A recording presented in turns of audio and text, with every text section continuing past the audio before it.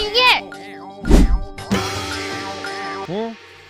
තමුසේ බලන්න මනමාලිගේ පැත්තෙන් කට්ටිය එනවලු. ඉක්මනට ලෑස්ති වෙනවා.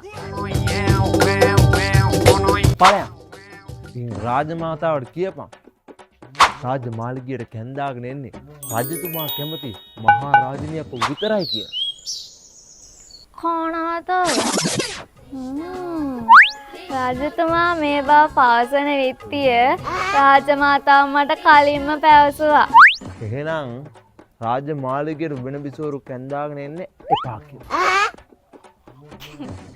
රාජමාතාව පැවසුවා තනියම ගෑනු හොයාගන්න කලින් තේ බීපු කෝප්පේ ඇඳ උඩ තියෙන යට කලිසම් ටික හොදලා දාන්න කියලා.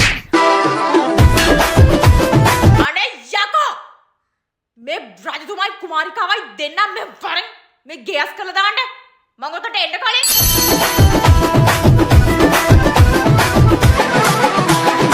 காவிந்து சாகசேகரா